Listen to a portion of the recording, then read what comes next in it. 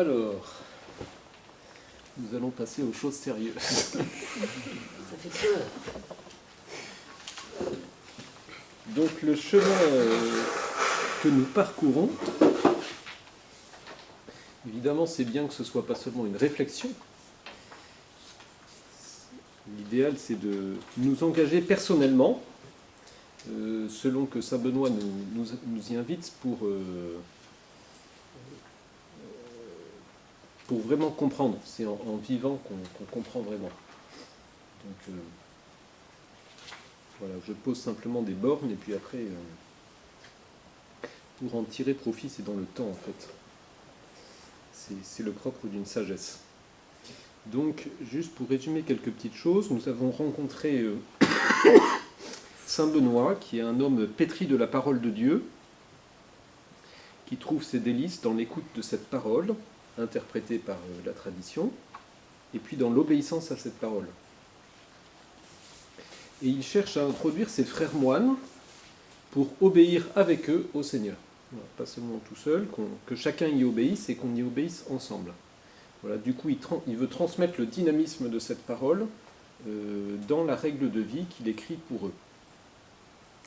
Cette parole de Dieu, on a vu qu'elle convoquait une assemblée, elle rassemble l'Église, qui devient un canal privilégié par lequel Dieu répand la bonne nouvelle de son salut dans le monde. Voilà. Et la règle de saint Benoît est elle-même un de ces canaux, un petit canal, un canal de transmission à l'usage des moines, afin que les frères de la communauté bénédictine puissent vivre le double commandement de l'amour ensemble. Voilà, donc elle met en place une sorte d'écosystème de l'amour, des structures propres à faciliter la recherche de Dieu en communauté. Non seulement personnellement, mais en communauté. Voilà, la recherche de Dieu Dieu se trouve dans la communion fraternelle. Dieu est lui-même communion, donc c'est en faisant l'expérience de cette communion qu'on va faire l'expérience de Dieu. Et la communauté chrétienne, qui est la communauté monastique, devient une sorte de mère qui engendre chacun des frères, qui engendre ses enfants, à la vie spirituelle. Elle prend soin de toute leur humanité, de leur cœur, de leur corps, de leur esprit, elle les prend tout entiers, puis elle les fait avancer.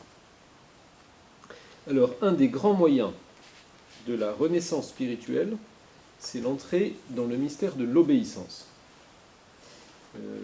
Alors, l'obéissance, elle apparaît dès les premiers versets du prologue, comme vraiment le chemin du moine. Écoute, fils, les instructions du maître et prête l'oreille de ton cœur. Accepte les conseils d'un vrai père et suis-les effectivement. Alors tu reviendras par le travail de l'obéissance à celui dont est éloigné la paresse de la désobéissance. Donc une allusion à la désobéissance d'Adam. Et ensuite, verset 3, « Mon discours s'adresse donc maintenant à toi, qui que tu sois, qui renonce à tes volontés propres et prends les arbres très puissantes et glorieuses de l'obéissance, afin de militer pour le Seigneur Christ, le vrai roi. » Voilà, donc c'est posé. Et elle revient à la fin du prologue, verset 40. « Préparons donc nos cœurs et nos corps à militer dans la sainte obéissance aux instructions. » Voilà, donc vraiment, elle encadre le prologue. Et c'est pour cette raison, donc juste après, que saint Benoît va fonder une école du service du Seigneur. Voilà, donc c'est le chemin du chrétien, en fait c'est le chemin de l'homme en général. Ce passage de la paresse de la désobéissance au travail de l'obéissance. Soit dit en passant, obéissance, la racine latine, ob audire, donc audire c'est écouter déjà, et ob, écouter attentivement, et donc répondre à une écoute. On est dans la réponse à l'écoute. Cette école du service du Seigneur, donc une école c'est aussi un lieu où on écoute, l'école du service du Seigneur que veut fonder Benoît va nous faire passer du labeur de l'obéissance, là au verset au verset 2, on a le labeur de l'obéissance, le travail de l'obéissance. Et puis après, au verset 71, au chapitre 71, si on va y voir, qui est sur l'obéissance mutuelle des moines, on n'a plus le labeur, mais le bonum obedientiae, la bonne chose qu'est l'obéissance. Donc au bout du parcours, finalement, on a fini par comprendre que ce n'était pas seulement un travail, c'est une fort bonne chose. On y prend goût. Donc là aussi, c'est un chemin qui s'esquisse de passer du labeur à la bonne chose. Et cette obéissance dans le monastère, cette école d'obéissance, elle va passer par des intermédiaires que sont la règle, l'abbé et ses coopérateurs et les frères. Alors je rappelle que dans cette institution, dit saint Benoît, nous espérons ne rien établir de rude ni de pesant. Voilà, il prend les moyens qu'on prenne goût à cette obéissance. L'ensemble de la règle parle d'obéissance, puisqu'elle appelle une obéissance. Elle est partout présente, mais il y a tout de même des chapitres particuliers qui en parlent. Donc le chapitre 5, dont le titre est sur l'obéissance, le chapitre 7 sur l'humilité, le chapitre 68, c'est sur les ordres difficiles ou jugés impossibles, qu'est-ce qu'on fait. Chapitre 71, c'est l'obéissance mutuelle, donc non seulement on obéit à l'abbé, mais on obéit à ses frères. Et puis le chapitre 72 aussi parle d'obéissance finalement. Alors, on ne peut pas évoquer l'obéissance, on ne peut pas parler de l'obéissance sans évoquer son corrélatif, qui est l'autorité. Et je note dès maintenant un point, que c'est un point délicat pour nos mentalités. Je pense peut-être pour nos mentalités humaines, mais encore plus contemporaines. L'enjeu de l'autorité, c'est pas qui a le pouvoir.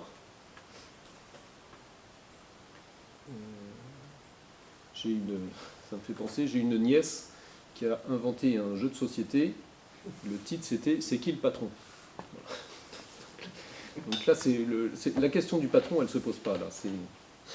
Disons qu'on va voir comment elle se parle. C'est comment elle se pose. Ce n'est pas une question de patron. Il ne s'agit pas d'une autorité qui s'impose et qui va exiger l'obéissance des autres. Ce qui est premier, c'est l'obéissance. L'obéissance ne dépend pas de l'autorité, c'est l'autorité qui dépend de l'obéissance. C'est l'autorité qui est au service de l'obéissance. Notre obéissance, elle dépend de l'autorité de Dieu, mais c'est justement une autorité de service, l'autorité de Dieu. Jésus qui nous dit « Je suis au milieu de vous comme celui qui sert ». L'autorité de Dieu se propose, elle ne s'impose pas. Et le véritable enjeu de l'obéissance, donc c'est pas que la maison tourne, finalement, c'est la communion avec Dieu et avec les frères. C'est ça l'enjeu. Donc l'autorité, elle est au service de ce bien de l'obéissance, qui est en fait le bien de la communion, le bien de la communion de tous. C'est une conversion permanente de penser l'obéissance et l'autorité de cette manière-là. Parce que l'homme est ainsi fait et surtout ainsi abîmé qu'on cherche à prendre pouvoir ou voilà. Même quand on obéit d'ailleurs. Donc commençons, avant de parler de l'autorité, de nous arrêter sur l'obéissance. Comme toujours, saint Benoît va chercher un point d'équilibre entre des traditions à propos de l'obéissance. Des traditions qui le précèdent, pour offrir un idéal qui soit à la fois complet et saint d'ailleurs avec saint S-A-I-N et saint S-A-I-N-T, ce qui va toujours ensemble. On peut distinguer donc deux types d'approche de l'obéissance. Dans la 16 pré-bénédictine, il y en a une qui est plus individuelle, qui est mystique, verticale, tournée vers Dieu. Voilà, donc c'est moi devant mon Dieu, à qui je veux obéir. Elle est liée à l'humilité, voilà, abandonner sa volonté par amour de Dieu, à rentrer dans ce chemin d'humilité, d'union à l'obéissance du Christ, qui s'est fait obéissant jusqu'à la mort, comme on chante dans l'hymne aux Philippiens, et qui nous a sauvés de cette manière-là. Voilà. le Christ qui est présenté comme, aussi dans la lettre aux Hébreux comme le grand obéissant. Donc on renonce à sa volonté propre pour rentrer dans ce mystère. Voilà. Et on pousse le curseur assez loin, mais librement. Voilà. On n'abandonne pas sa volonté propre parce qu'on y est forcé, mais parce qu'on le choisit. Donc ça, c'est plutôt la tradition égyptienne, Basile aussi, Cassien, et puis la règle du maître. Et dans la règle de Saint Benoît, on trouve ça beaucoup dans le chapitre 4, le chapitre 5, et puis le chapitre 7 est pas mal dans cette... et beaucoup dans cette ligne-là. Et puis après, il y a l'autre approche pré-bénédictine qui est plus communautaire.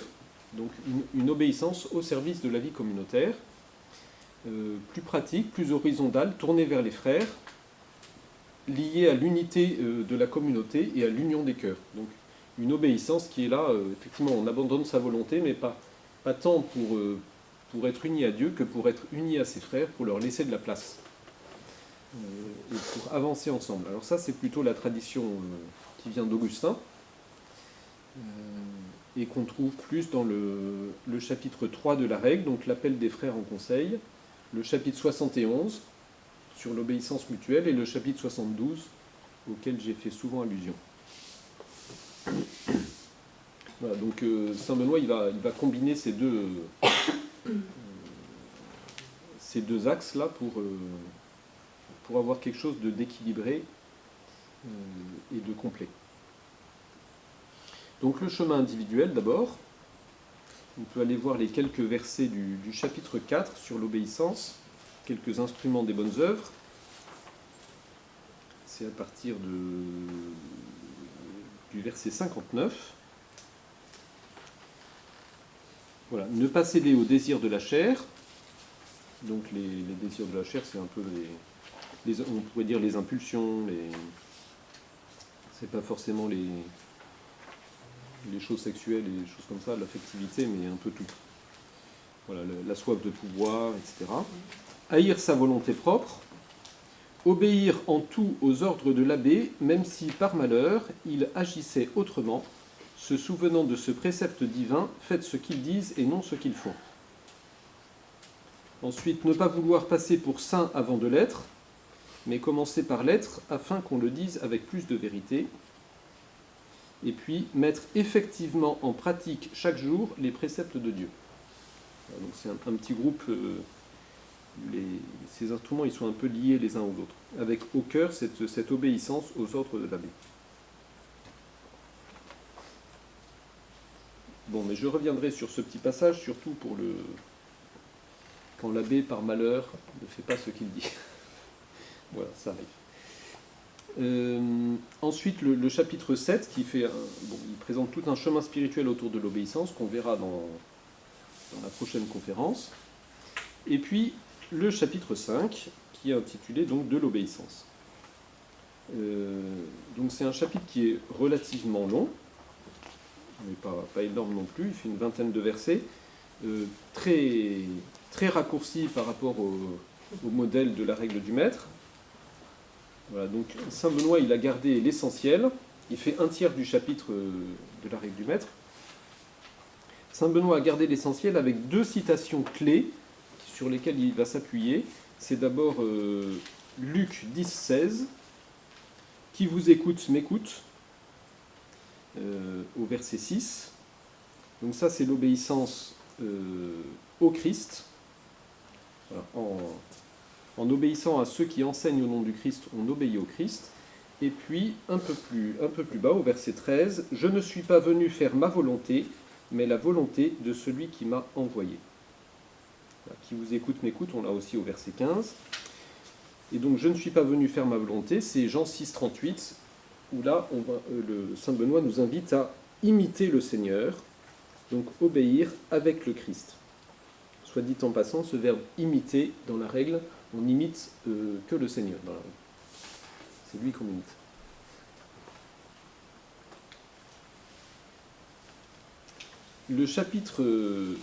Ce chapitre 5 sur l'obéissance, qui se présente donc au verset 1 comme le premier degré de l'humilité. Le premier degré de l'humilité est l'obéissance sans délai. Alors on verra qu'il y a un autre premier degré de l'humilité après. Elle convient à ceux qui estiment n'avoir rien de plus cher que le Christ.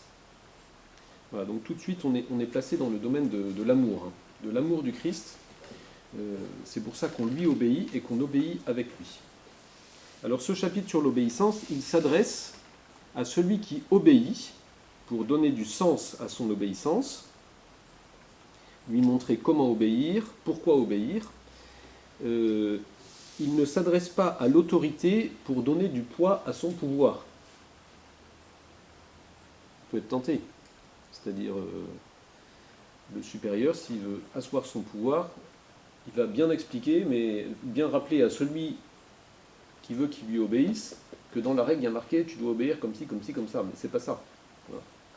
Ce chapitre, il s'adresse à ceux qui vont obéir, pour leur donner du sens.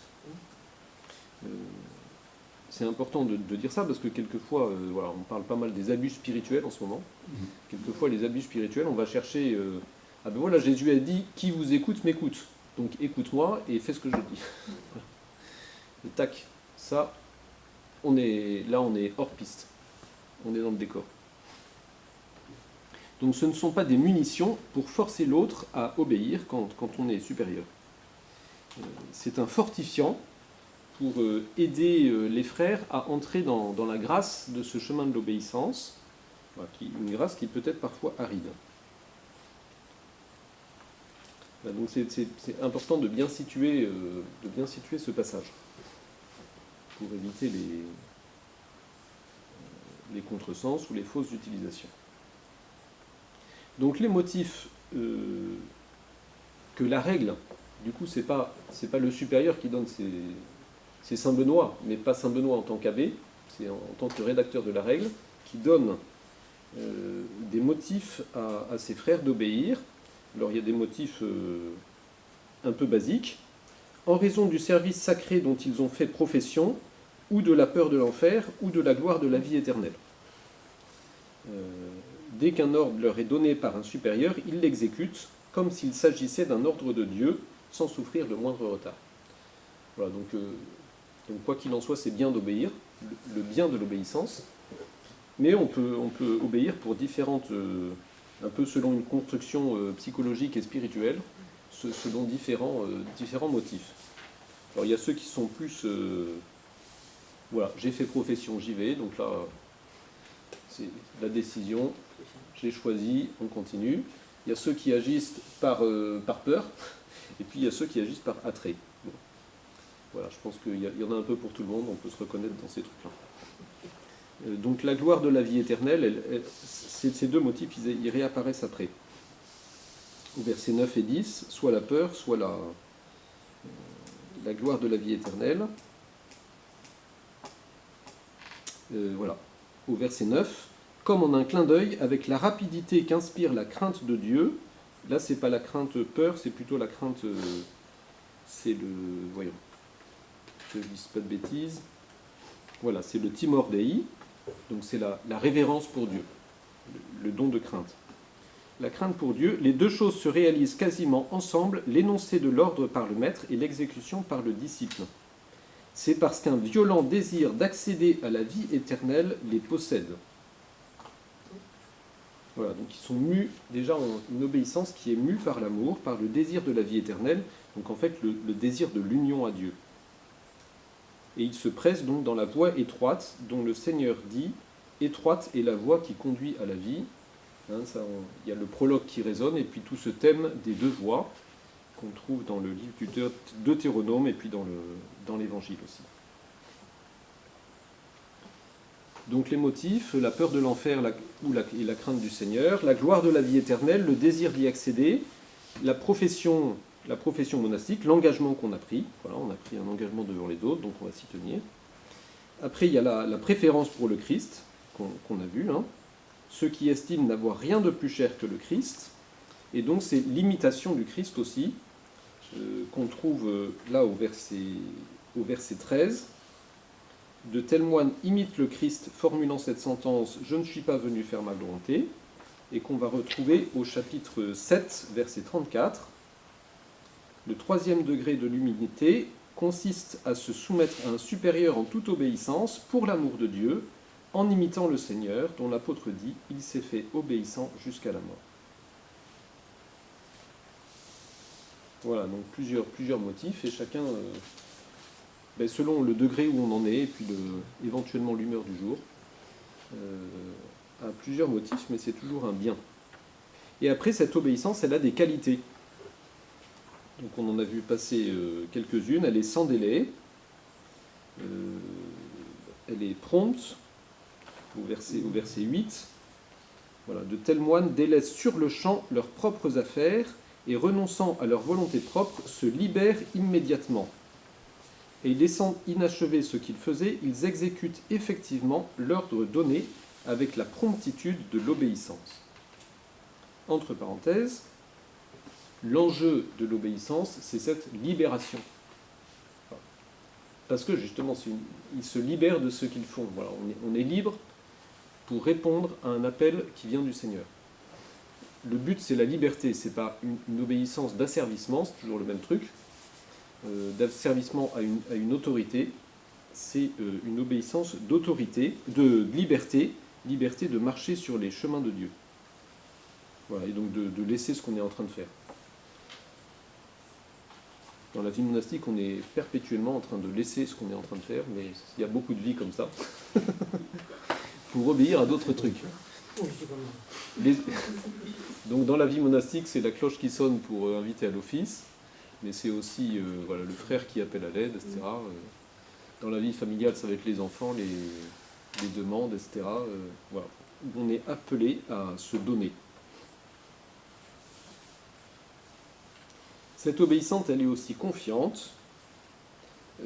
Au verset 14, « Cette obéissance sera agréable à Dieu et douce aux hommes, si l'ordre donné s'exécute sans agitation, ni lenteur, ni mollesse, sans récrimination, ni désaccord exprimé. » Compliqué ça. Voilà, une qualité de l'obéissance. Nos obéissances appellent souvent le murmure, la récrimination, parce qu'on est dérangé par l'obéissance. La liberté, ça se paye, ça a un prix. Voilà, et en même temps, il faut aussi exécuter sans agitation non plus, voilà, une obéissance qui peut faire monter un peu d'angoisse, l'angoisse de si j'obéis pas, je ne vais pas être aimé, voilà, des trucs comme ça. On retrouve aussi cette confiance au chapitre 68. Donc, chapitre 68, c'est quand l'abbé donne un ordre qu'on juge impossible ou trop difficile. Donc on en parle avec l'abbé, etc. Il écoute, il faut en parler d'une certaine manière, on verra tout à l'heure. Mais à la fin, mu par la charité et confiant en l'aide de Dieu, qu'il obéisse. Voilà. Et cette attitude de confiance en Dieu qui est liée à l'obéissance. Comme on reçoit un ordre de Dieu, on est confiant qu'il nous donne sa grâce pour pouvoir l'accomplir.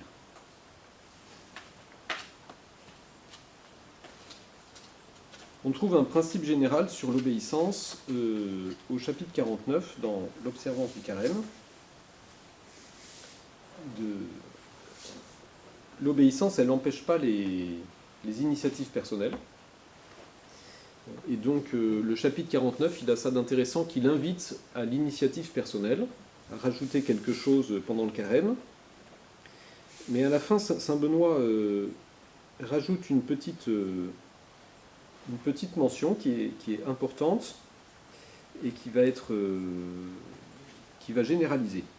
Toutefois, cette offrande même, donc de son libre choix, chacun la soumettra à son abbé pour l'accomplir avec sa prière et son assentiment. Car ce qui se fait sans la permission du Père spirituel sera tenu pour présomption et vaine gloire, non pour acte méritoire, non pour acte méritant salaire. Tout doit se faire avec l'assentiment de l'abbé. Voilà, donc entrer dans un chemin de dépossession de soi. Même les choses qu'on veut donner on a cette chance dans la vie monastique de pouvoir soumettre des choses qu'on voudrait faire à l'abbé pour s'en déposséder.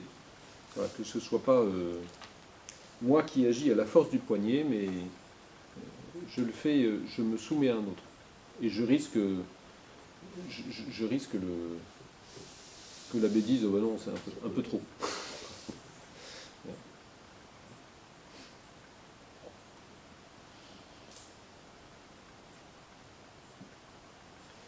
Voilà, donc pour une adaptation de la règle, cette obéissance chrétienne peut évidemment se vivre à d'autres niveaux et avec d'autres personnes.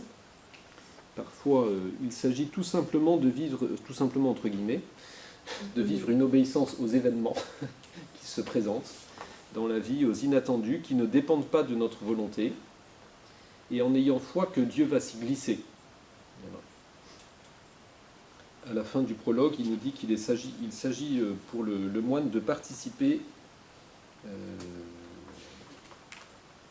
participer par la patience aux souffrances du Christ pour être admis à partager son règne. Le but, comme dans l'obéissance, c'est le règne. Et le Christ, il nous a, dans sa passion, il a obéi au Père à travers des événements qui viennent en fait de la malice des hommes. Mais Dieu en a fait, Jésus ne s'est pas opposé, et Dieu en a fait l'instrument de notre salut. C'est très très très mystérieux. Mais le mystère de l'obéissance, quand il nous dit obéir, imiter le Christ qui a obéi jusqu'à la mort, c'est ça. Le Christ, il n'a pas obéi à des gens qui lui voulaient du bien. C'est mystérieux. Et c'est par là que le salut est passé finalement. Donc ça, c'est pour le chemin personnel. Et puis le chemin communautaire, je vais être plus rapide, mais chapitre 3. Donc on cherche ensemble la volonté de Dieu. Tous doivent être convoqués. Voilà. L'abbé écoute, convoque, dit ce dont il s'agit. Il écoute les frères.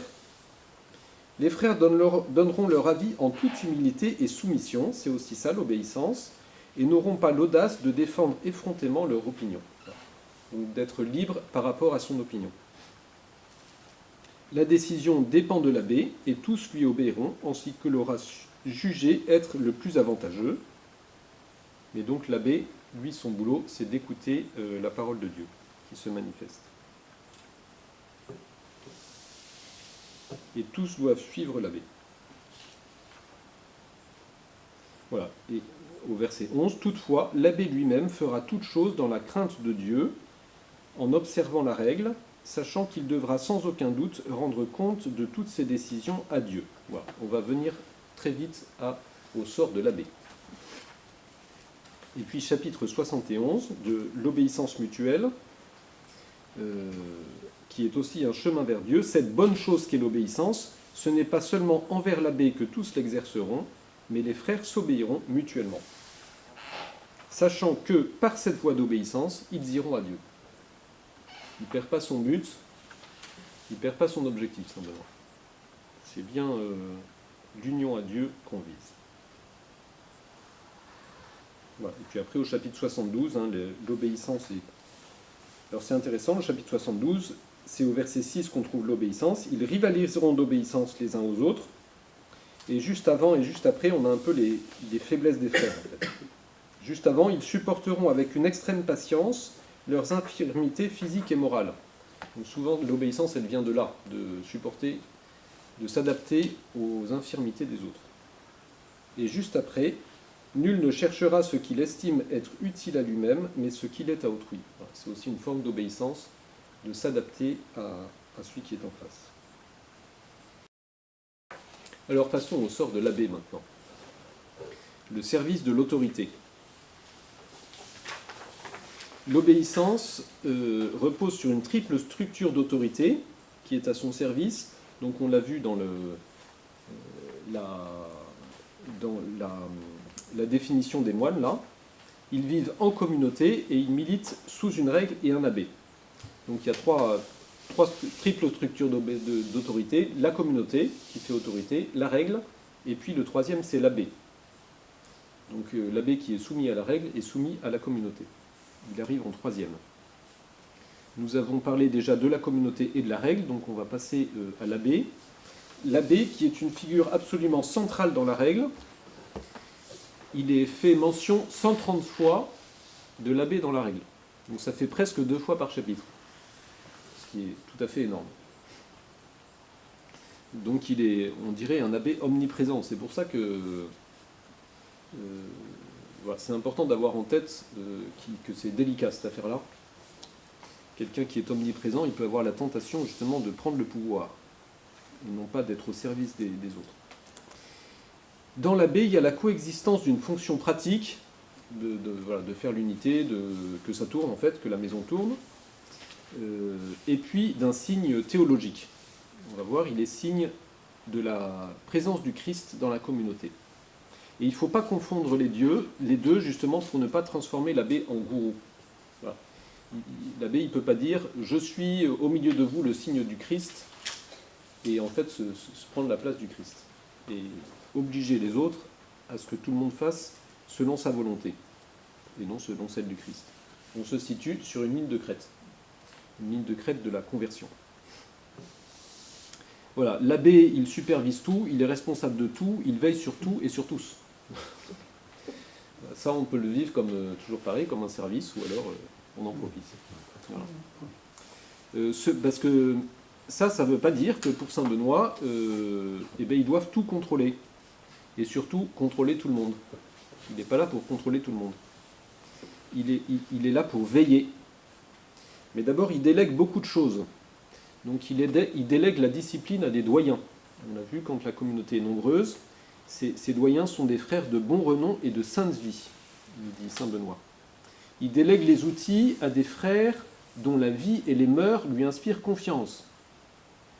Il délègue les affaires matérielles à un célérier qui a beaucoup de qualités, dont celle de craindre Dieu et qui soit comme un père pour toute la communauté.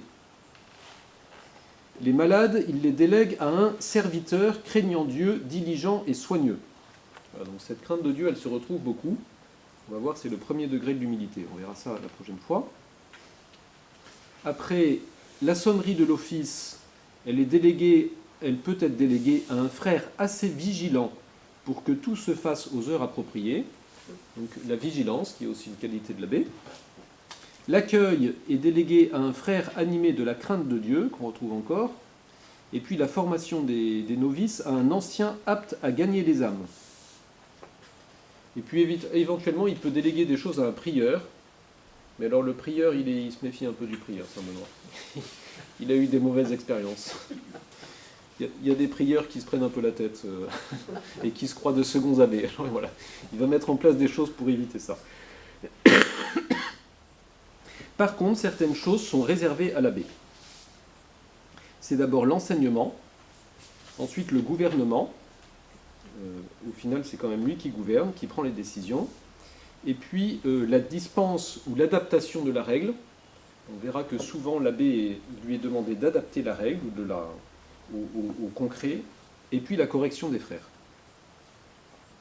Finalement, à l'abbé, il revient le service de la communion. Le service de l'amour, il est au service de l'obéissance, c'est-à-dire qu'il est au service de l'amour des frères donc pour eux-mêmes déjà, pour leurs frères et pour Dieu.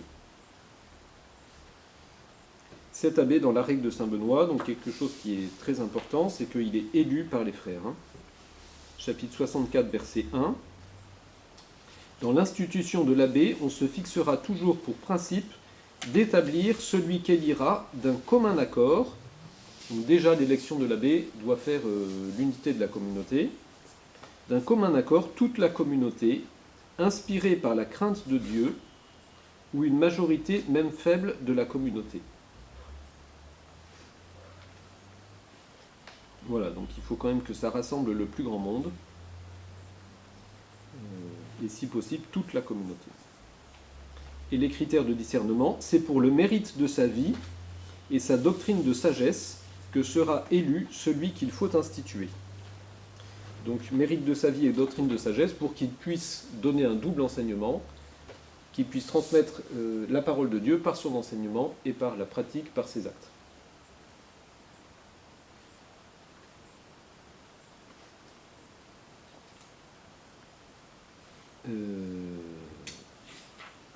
L'abbé bénédictin, contrairement à le mot abbé, hein, il était déjà employé chez les pères du désert, qui étaient des abbats, des pères spirituels, des personnalités charismatiques qu'on venait voir. Donc c'est comme ça que le mot est entré dans le vocabulaire monastique. Mais alors là, c'était des personnalités charismatiques qui attiraient des disciples autour d'eux, parce que justement par leur enseignement, par leur sagesse. L'abbé bénédictin, c'est pas ça. Il va être l'administrateur d'une structure qui est déjà existante. Éventuellement, il y a d'abord une figure charismatique qui fonde une communauté, mais après la structure existe et on élit quelqu'un. Donc c'est cette structure qui lui donne une place d'autorité. Il reçoit son autorité de la communauté et de la règle. C'est important à comprendre aussi, puisque voilà, ça évite aussi, il est soumis à la règle, il est soumis à la communauté. La norme n'est pas son prestige personnel, son charisme. La norme, c'est la règle, et donc toute une tradition qui le précède, qui le dépasse. Comme le reste de la communauté, il est soumis à cette règle. Donc, en fait, ça donne un pôle d'autorité. Il y a une autorité objective qui est l'autorité de l'écriture et de la règle, et une autorité subjective qui est celle de l'abbé. Et ce sont ces deux autorités ensemble qui vont s'équilibrer l'une l'autre. Parce que la règle, elle ne répond pas forcément à tous les cas pratiques qui peuvent se présenter. Toujours des exceptions, des petites adaptations à faire. Voilà, donc il faut ces deux autorités, une autorité objective et une autorité subjective. L'abbé est mis en lien très rapidement dans le chapitre 2 avec le Christ. Voilà, parce qu'on explique ce nom qu'il porte. On croit qu'il tient au monastère, qu'il tient au monastère la place du Christ dont il porte le titre. Comme dit l'apôtre, vous avez reçu l'esprit d'adoption des fils par lequel nous crions Abba, Père.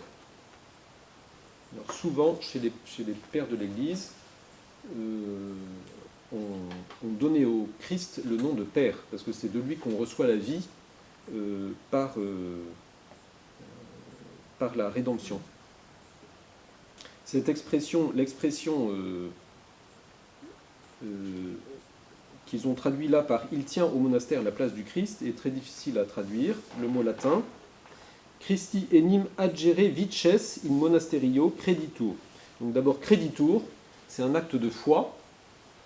C'est pas, on est dans le domaine de la foi et pas du droit humain. Et puis il est vicaire en fait du Christ, donc il représente, c'est un représentant. L'abbé porte le nom du Christ, mais pour être signe du Christ, pour le représenter, mais il n'est pas le Christ. Pour être signe du Christ, la première conséquence pour lui, c'est qu'il ne doit rien faire, il ne doit rien ordonner, rien enseigner, que la parole et la volonté du Christ. Voilà. Pour être un bon signe, il faut renvoyer entièrement à ce signe. S'il y a un panneau indicateur, il faut que le panneau indicateur il soit dirigé vers le Christ, dans la bonne direction. Et donc, il lui est rappelé très régulièrement qu'il en rendra compte. Ça, Saint Benoît, il y revient un certain nombre de fois. Voilà, par exemple, au verset 6 de ce chapitre 2, l'abbé se souvenant toujours qu'il devra rendre compte au terrible jugement de Dieu de ces deux choses, sa propre doctrine et l'obéissance de ses disciples. Enfin, il doit tout faire pour favoriser l'obéissance de ses disciples, pour la rendre goûtue. Voilà, que les disciples ils obéissent.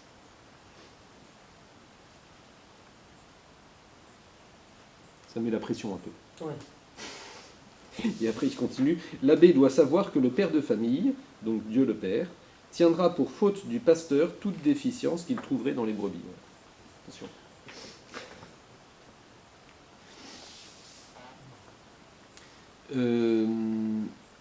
Voilà, donc il doit tout faire pour que les frères puissent obéir librement à la parole de Dieu, c'est-à-dire marcher sur le chemin du salut, mais bien sûr il ne peut pas choisir à leur place quand même. Hein. Voilà, on laisse à chacun sa responsabilité, heureusement. Les limites des frères, ses limites à lui, le risque de la transgression, de la rébellion, des erreurs ou des fautes reste toujours là. Alors, donc, ce titre de Abba, c'est un titre théologique. Benoît reprend donc un titre traditionnel qui est celui du Christ, mais l'abbé, donc c'est le Christ qui est père, c'est pas l'abbé qui est le père des moines. L'abbé n'est jamais dit le père des moines, et les moines ne sont jamais dit les fils de l'abbé. Ça aussi, c'est très important, parce qu'on part assez rapidement en disant mon très cher père abbé, vos fils, etc. Non. Les moines ne sont pas ce sont les frères de l'abbé. Ils sont tous frères.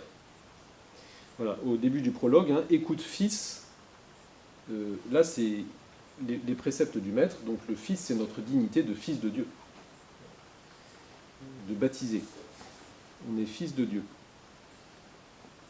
Donc la paternité de l'abbé, il y a une paternité, mais c'est une paternité par procuration, une paternité adoptive. Le père des moines, c'est le Christ, et puis c'est Dieu qui est le pater familias, là dans ce verset 7 du chapitre 2. Au chapitre 5, hein, sur l'obéissance, il n'y a pas de doute, c'est bien à Dieu qu'on obéit. À partir du verset 6, hein, celui qui vous écoute m'écoute. De tels moines délaissant sur le champ leurs propres affaires et renonçant à leur volonté propre se libèrent immédiatement, etc. Comme en un clin d'œil, avec la rapidité qu'inspire la crainte de Dieu. Voilà, donc c'est bien à Dieu que ça s'adresse. C'est parce qu'un violent désir d'accéder à la vie éternelle les possède. C'est pas de gagner l'amour de l'abbé qui a demandé un truc. Non, non, c'est la vie éternelle. Voilà. C'est ça le but.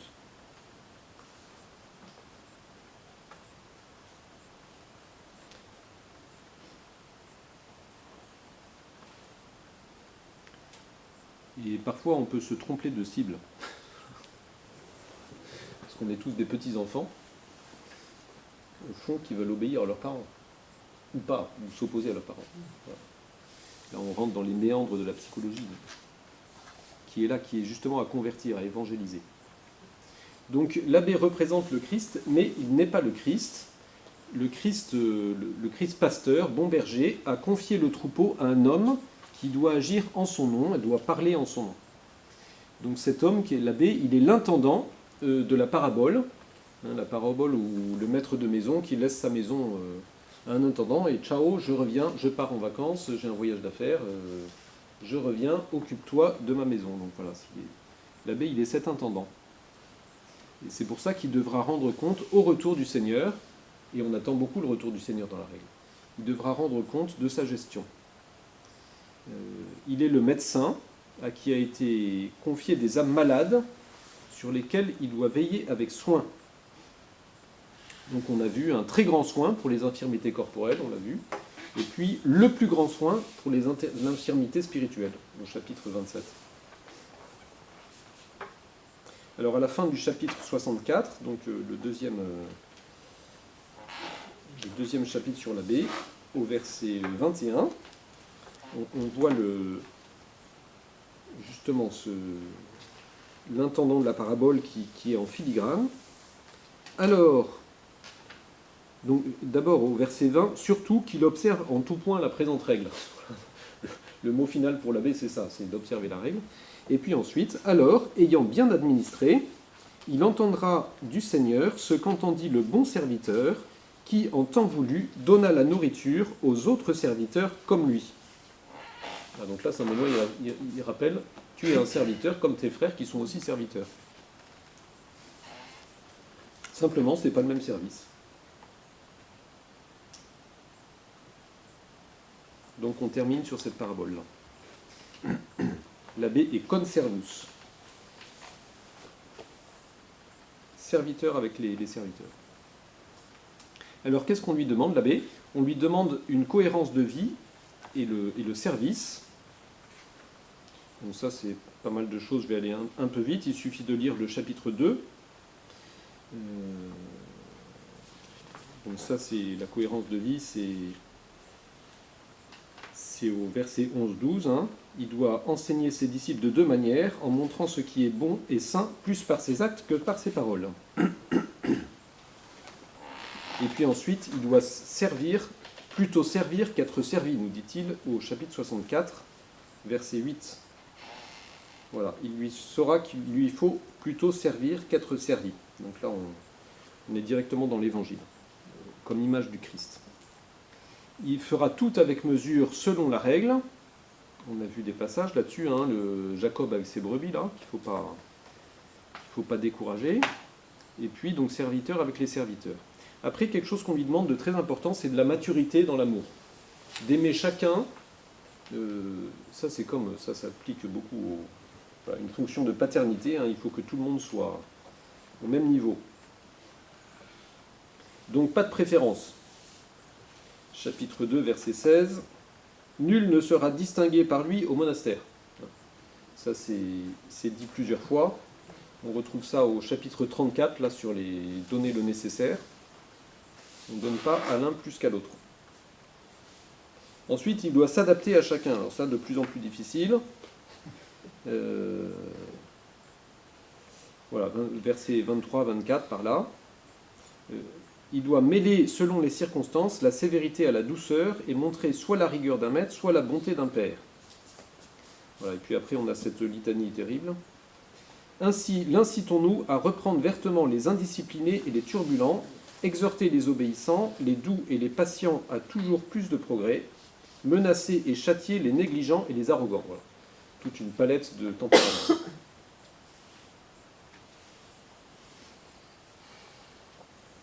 Donc, je ne sais plus où est-ce qu'il dit, il faut s'adapter à chacun.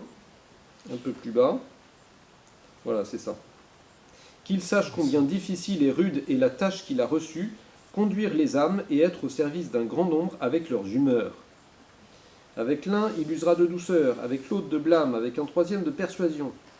Selon le caractère et l'esprit de chacun, il se conformera, s'adaptera à tous. Voilà, on essaie de le faire avec des enfants. Avec des adultes, c'est 100 fois pire. Mais voilà, cette maturité dans l'amour qui lui est demandée. Et puis après, dans la correction, hein, au chapitre 64, il y a des très belles choses. Il aura toujours à l'esprit sa propre fragilité, donc 64, verset 13, et se souviendra qu'il ne faut pas piétiner le roseau cassé. Cela ne veut pas dire qu'il permettra d'entretenir les vices. Il éliminera avec prudence et charité dès qu'il verra que cela s'impose dans tel ou tel cas, comme nous l'avons dit. Et le verset 15, qu'il cherche à se faire aimer plus qu'à se faire craindre. Voilà, c'est pas un gendarme, quoi.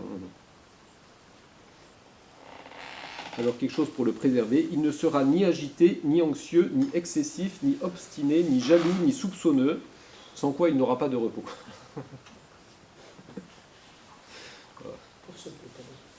Des stress là-bas. Voilà, les choses se font. Mais ça veut dire qu'il faut, voilà, il faut laisser respirer les frères.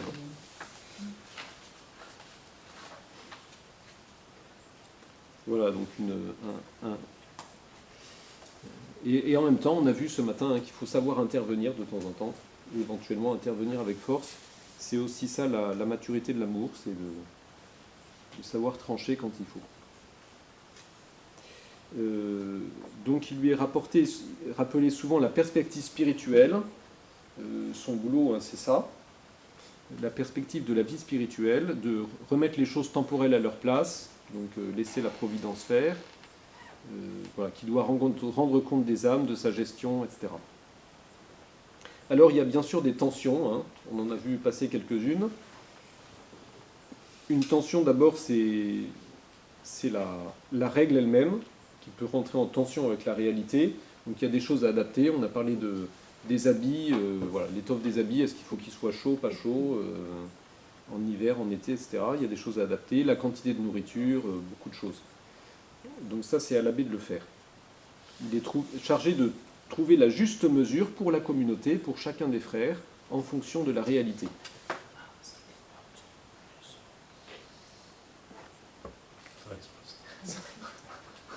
C'est bientôt la fin.